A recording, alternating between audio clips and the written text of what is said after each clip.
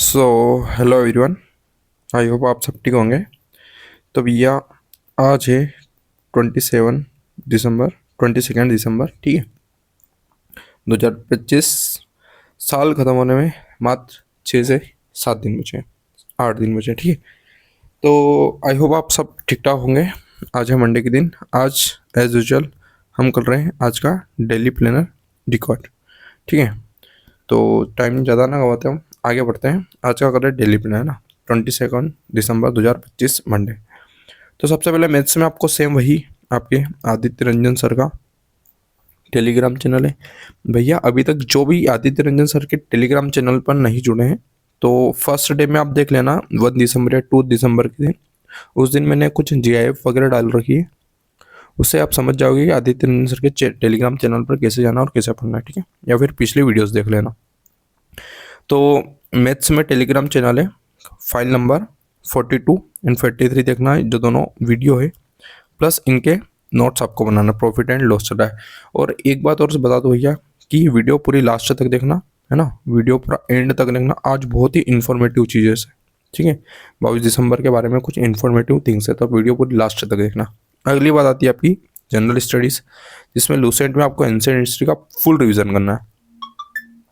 Full revision भी कैसे करना है, लगभग हमने 24 से 25 टॉपिक किए, तो हाफ हाफ डिवाइड कर लेना और ऐसे आज करना। तो आज इसका रिवीजन के लिए फर्स्ट डे, कल एक दिन और करेंगे, फिर बुधवार से हम कुछ नया स्टार्ट करेंगे।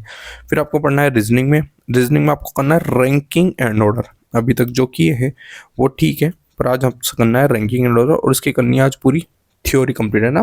3-4 इसके फॉर्मूले से और उस पर कुछ आंसर करना है। फिर कल हम इसके करेंगे प्रैक्टिस, ठीक है। तो आज आपको रीजनिंग में ये वाला टॉपिक देखना है। अगला आपका GS में लुसेंट में पॉलिटी में देखना है आपका भारतीय संविधान सभा, ठीक है। ये सेकेंड टॉपिक है, तो आपको ये पढ़ना है, प्लस इसके आपको बनाना है प्रॉपर वे में, अच्छे से नोट्स बनाने हैं। आगे है इंग्लिश में, वही निमिषा मैम का टेलीग्राम चैनल है, जिसमें आज आपको चैप्टर स्टार्ट करना है एडजेक्टिव का, पार्ट 1 करना है, जिसमें इंडेक्स है आपका 42 नंबर का। नोट्स भी बनाने हैं, जिसमें PDF आपको मिल जाएगी 43 एंड 44 पर, ठीक है। फिर आती है आपकी अगेन जनरल स्टडीज़ की, जिसमें आपको लुसेंट में ज्योग्राफी देखना है। ज्योग्राफी में आपको वर्ल्ड ज्योग्राफी में पॉइंट नंबर 9, ठीक है, जो वायुमंडल चल रहा है, जिसमें आपको देखना है सूर्य तप से पवन तक, है ना। ये लास्ट तक टॉपिक है, तो यहाँ तक आपको देखना है सूर्य तप से पवन तक। फिर इसका थर्ड पार्ट हम कल करेंगे, ठीक है। तो आपको सूर्य तप से पवन तक, यानी पवन भी आपको पढ़ के कंप्लीट कर देना है। फिर आपका इंडियन ज्योग्राफी में 13 नंबर, जो हमने जनगणना देखी। देखो जनगणना हमने स्टैटिक GK में भी पढ़ा है ना, यहाँ पर भी पढ़ा है, सैटरडे को पढ़ा है, हमने एक बार और रिवीजन किया होगा। पर आज आपको एक बार और इस जनगणना को अच्छे से रिवीजन करना है। क्यों? क्योंकि इसमें एक तो बहुत सारा डाटा दे रखा है, ठीक है। तो डाटा को जितना रिवाइज करेंगे उतना अच्छा ही अपने दिमाग में बैठेगा। और इसको आपको राइटिंग करके प्रैक्टिस करना है ना। रिवीजन करो तो हर डाटा को आपको राइट करना है, बिल्कुल 2 डिवाइस में, ठीक है। जैसे इधर मेल होता है, फीमेल होता है, फिर किसी स्टेट्स की बात करते हैं, इंडिया की बात करते हैं, ऐसे पूरा इसको अच्छे से डिवाइड करके पढ़ना है। फिर था आपका स्टैटिक GK में आज 11 सरकारी योजनाएं का, आज आपको इसकी PDF मिलेगी, जिसमें आज इसको आपको लगभग इसके 4 से 5 पढ़ेंगे, लगभग 2 से 3 पेज आपको कवर करने हैं, साथ में इसके नोट्स बनाने हैं। करंट अफेयर्स और वो गैप की आपको PDF प्रोवाइड हो जाएगी। फैक्टोग्राम में आज हम समझ रहे हैं भारतीय संविधान के बारे में, ठीक है। तो ये था आज का पूरा आपका डेली प्लानर। तो भैया वीडियो को पूरा लास्ट तक देखना, बहुत ही इन्फॉर्मेटिव होने वाली है, ठीक है। अब आता आपका भारतीय संविधान, ठीक है। तो इसको एक बार पढ़ के अच्छे से देख लेते हैं। भारतीय संविधान, है ना। तो भारतीय संविधान को 26 नवंबर 1949 को, वेट मिनट, 26 नवंबर 1949 को संविधान सभा द्वारा अपनाया गया और 26 जनवरी 1950 को पूर्ण रूप से लागू कर दिया, ठीक है। यानी कि 26 नवंबर 1949 को ये बनकर तैयार हो गया था और 26 जनवरी 1950 के दिन पूरे भारत में ये लागू कर दिया ना। रेड इस दिन हुआ, पर लागू इस दिन हुआ था, ठीक है। तो ये 2 डेट आपको याद रखनी है। फिर ये तो विश्व का सबसे लंबा लिखित संविधान है ना, सबको ही पता है। लिखित संविधान में सबसे बड़ा हमारा भारत का संविधान है। डॉक्टर भीमराव अंबेडकर साहब का को इसका मुख्य वास्तुकार, chief architect of Indian constitution कहा जाता है, ठीक है। पहली बात आती है इसमें, देखते हैं कि मेकिंग एंड टाइमलाइन क्या क्या रही। तो कुल समय जो लगा है संविधान बनाने का बनाने में 2 साल 11 महीने और 18 दिन इसको लगे ना, 2018 से याद रखना, 2 साल 11 महीने और 18 दिन इसको कुल बनाने में लगे। कब से चालू किया था? तो 19 दिसंबर 1946 को पहली बैठक हुई थी और इस बैठक के अध्यक्ष थे आपके डॉक्टर सच्चिदानंद जी सिन्हा, जिसको अस्थायी अध्यक्ष किया। फिर बाद में थोड़े समय बाद में डॉक्टर राजेंद्र प्रसाद इसके स्थायी अध्यक्ष बना दिए गए। ठीक है, अगली बात आती है प्रारूप समिति, बहुत ही इंपॉर्टेंट है, ड्राफ्टिंग कमेटी जिसको कहा जाता है। ठीक है, ये ड्राफ्टिंग कमेटी का क्या कार्य था? इसका मसौदा तैयार करना, कि आपको कैसे क्या करना है, कौन सी चीज़ें कहाँ रखनी है, सारी चीज़ें आपको इसमें देखने को मिलता है। तो गठन इसका कब हुआ था? तो 29 अगस्त 1947 में, है ना। पहली बैठक कब हुई थी? 9 दिसंबर 1946 में। पर एक ड्राफ्टिंग कमेटी बनती है आपकी 29 अगस्त 1947 में। ठीक है, आपके आज़ादी के बाद 15 अगस्त को आपका आज़ादी मिलती है भारत को, और उसके बाद 29 अगस्त की। तो इसके जो अध्यक्ष थे डॉक्टर BR अम्बेडकर जी थे, और लगभग 7 सदस्यीय समिति ना, ये वाला क्वेश्चन बहुत बार पूछा जाता है कि कितने सदस्यीय समिति थे? 7 समिति। कौन सी प्रारूप समिति? अगली बात आती है इसके स्रोत है, तो अलग अलग विभिन्न देशों से लिए गए, जैसे ब्रिटेन की बात करते हैं, अमेरिका, आयरलैंड और दक्षिण अफ्रीका, और भी जापान वगैरह, बहुत सारे देश। हम संविधान के स्रोत पर भी एक बार एक फैक्टोग्राम पर जिक्र कर लेंगे। आगे बढ़ते हैं, मौलिक अधिकार की कुछ बात आती है यहाँ पर। ठीक है, तो मौलिक अधिकार फंडामेंटल राइट्स, तो भाग व अनुच्छेद, तो भाग 3 में अनुच्छेद 12 से 32 है, जिसको ये कहा जाता है भारत का मेग्ना कार्टा। बहुत ही भारत का मेग्ना कार्टा किससे कहा जाता है? तो उनके मौलिक अधिकार, और वो किस भाग में है? तो भाग 3 में। अनुच्छेद कौन सा है? 12 से 32 है। संख्या मूल रूप से 7 अधिकार थे, लेकिन 44th संविधान संशोधन 1978 द्वारा संपत्ति के अधिकार को हटाकर कानूनी अधिकार में डाल दिया, और वर्तमान में अभी कितने अधिकार हमारे पास? 6। मूल रूप से अगर क्वेश्चन पूछा जाए कितने अधिकार थे, तो मूल रूप से आपके 7 थे, और जो वर्तमान है, वर्तमान में कितने आपके? केवल और केवल 6। कौन सा हटा? तो एक संपत्ति का अधिकार है, किसके द्वारा? 44वें संविधान संशोधन 1978 में। ठीक है, प्रस्तावना की बात करते हैं तो इसे संविधान की आत्मा कहा गया है। किसको? प्रस्तावना को। यह जवाहरलाल नेहरू द्वारा पेश किए गए उद्देश्य प्रस्ताव पर आधारित ना, जो उद्देश्य प्रस्ताव आधारित हुआ था उसी पर इस प्रस्तावना को प्रियम्बल नाम दे दिया। ठीक है, 42वां संविधान संशोधन 1976 में इसके तहत 3 नए शब्द जोड़े गए। किसके? प्रस्तावना के साथ? समाजवादी, जिसको सोशलिस्ट कहा जाता है, धर्मनिरपेक्ष, जिसको सेक्युलर कहा जाता है, और एक अगला है अखंडता, जिसको इंटीग्रिटी कहा जाता है। फिर बात आती है अनुसूची और भाग की। ठीक है, तो मूल संविधान में टोटल अनुच्छेद थे आपके 395, और अब कितने हो गए? लगभग 470 प्लस हो गए। भाग पहले थे 22, अब हो गए 25, और अनुसूचियाँ कितनी थी? 8, और अब वो कितनी हुई? 12। तो ये चीज़ें कुछ आपको याद रखनी। अगली बात करते हैं मूल प्रति और कला, ओरिजिनल कॉपी आर्ट, है ना। तो लेखन, संविधान की मूल प्रति हस्तलिखित हैंड रिटन है, मतलब जितने भी पेज लिखे सारे हैंड रिटन है, मेन संविधान है, जिसे प्रेम बिहारी नारायण रायजादा ने इटैलिक शैली में लिखा गया। इटैलिक यानी कि थोड़ा सा टेढ़ा, है ना, ऐसा या फिर ऐसा, इटैलिक श्रेणी में पूरा लिखा गया। ठीक है, तो किसने लिखा है? प्रेम बिहारी नारायण रायजादा जी ने। इस सजावट, इसके पन्नों को शांति निकेतन के कलाकारों ने सजाया था, जिनमें नंदलाल बोस प्रमुख थे ना। नंदलाल बोस ने क्या? उनके डेकोरेशन करी आसपास की, और लिखा किसने? प्रेम बिहारी नारायण रायजादा। ठीक है, तो भैया ये था भारतीय संविधान में कुछ फैक्ट्स है ना, जो बहुत इंपॉर्टेंट क्वेश्चंस बनते हैं ना, जो बिल्कुल नॉर्मल है वनडे एग्जाम्स के लिए, और भी इसमें ज़्यादा हम पढ़ेंगे। अब आगे बताती है आपकी नेशनल मैथमेटिक्स डे। ठीक है, तो ये क्या है? तो ये भैया देखो, एवरी ईयर ऑफ 22 दिसंबर के दिन ये आपका नेशनल मनाता है ना, इंटरनेशनल ये ना, नेशनल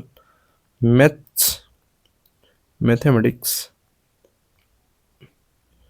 डे मनाया जाता है ना। अभी क्यों मनाया जाता है, इसको मनाने का कारण क्या है, कब पहली बार मनाया गया था, तो हम सारी चीज़ें समझ रहे हैं। पहली बात, ठीक है, तो ये कब मनाया जाता है? तो हर साल 22 दिसंबर को मनाया। दूसरी बात है किसके सम्मान में? तो भारत के आपके महान गणितज्ञ थे ना, जिसको हम बोलते हैं श्रीनिवास रामानुजन जी। ठीक है, इनके ही बर्थडे पर ये वाला दिवस मनाया जाता है। कौन सा? राष्ट्रीय गणितज्ञ दिवस। ठीक है, तो ये कब पहली बार मनाया गया था? तो वर्ष 2012 की हम बात करते हैं। कब? वर्ष 2012। इस दिन क्या होता, जो हमारे प्रधानमंत्री थे तो वर्ष 2012 में मनमोहन सिंह जी जो PM थे, उन्होंने कहा कि श्री रामानुजन की इस दिन थी 125वीं जयंती। तो इसी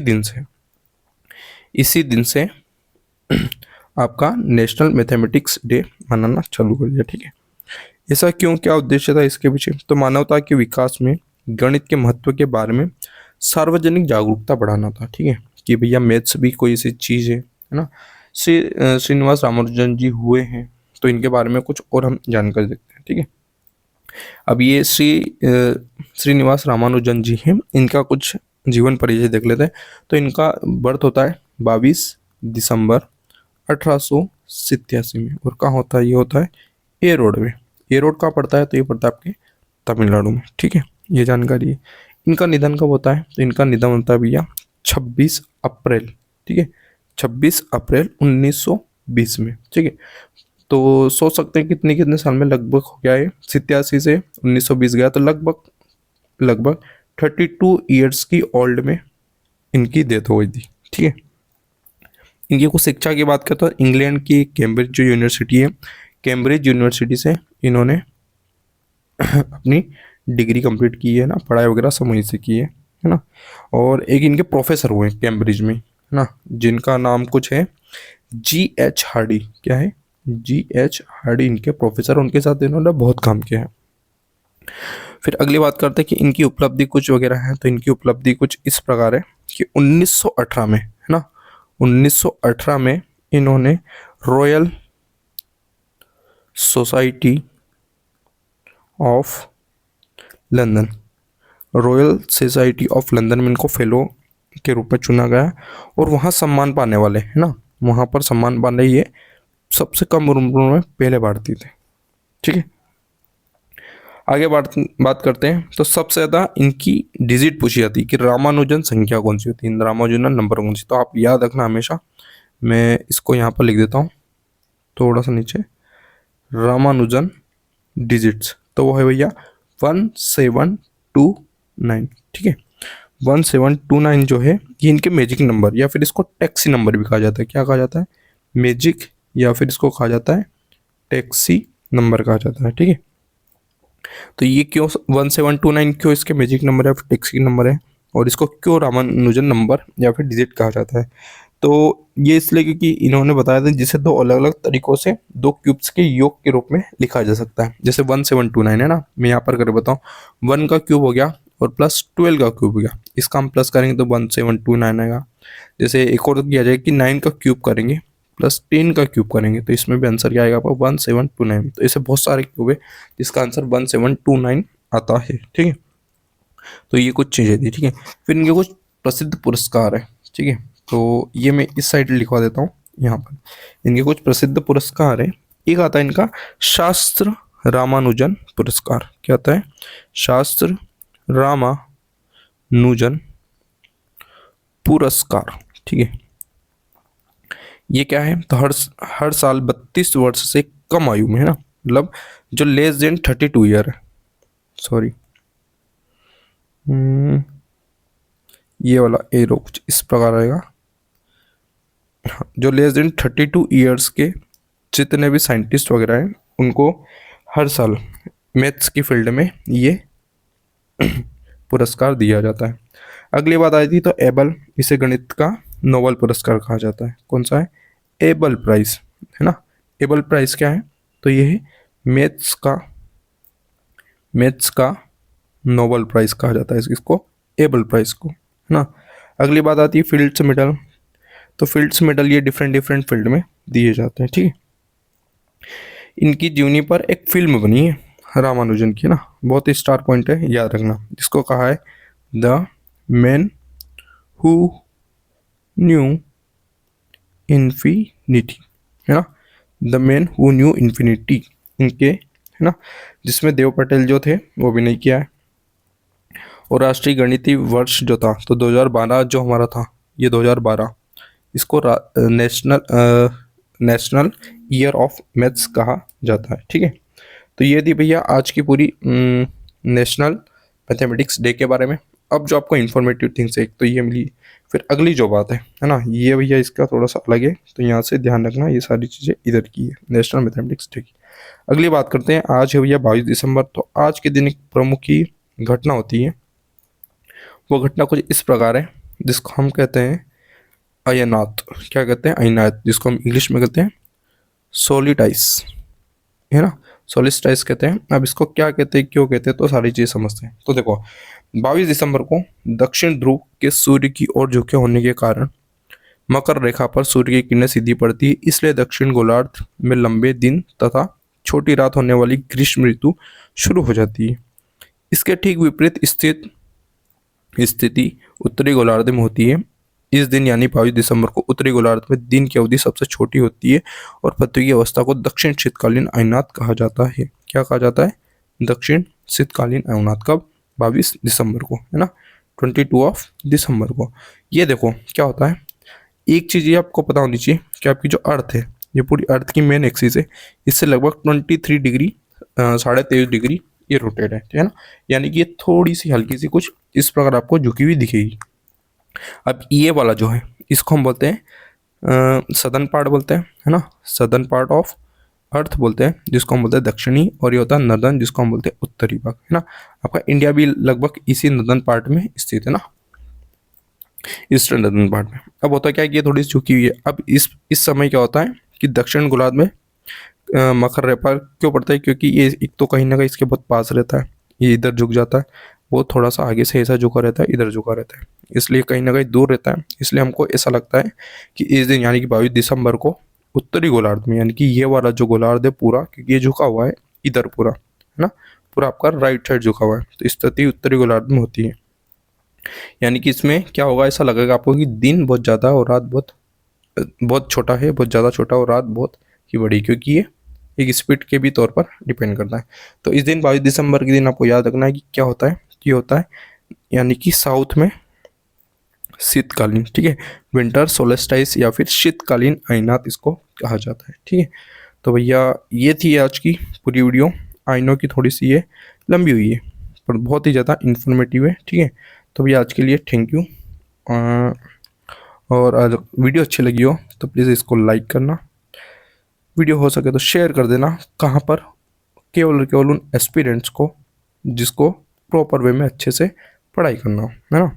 और चैनल को आप जिसने सब्सक्राइब नहीं किया तो प्लीज़ सब्सक्राइब कर लेना। और हाँ, हमारा जो टेलीग्राम चैनल है, जो भी अभी तक टेलीग्राम चैनल पर नहीं जुड़ा है, हमने लिंक को डिस्क्रिप्शन पर दे रखा है, तो वहाँ पर प्लीज़ जाकर आप टेलीग्राम चैनल पर जुड़ जाना। और किसी को भी कुछ एनी काइंड ऑफ डाउट हो किस भी एग्ज़ाम से रिलेटेड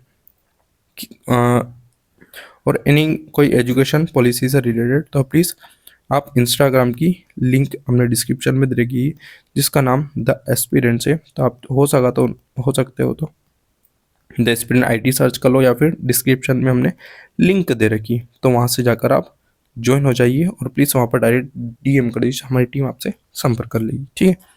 तो भैया आज के लिए इतना ही, मिलते हैं कल। जब तक के लिए जय हिंद, जय भारत।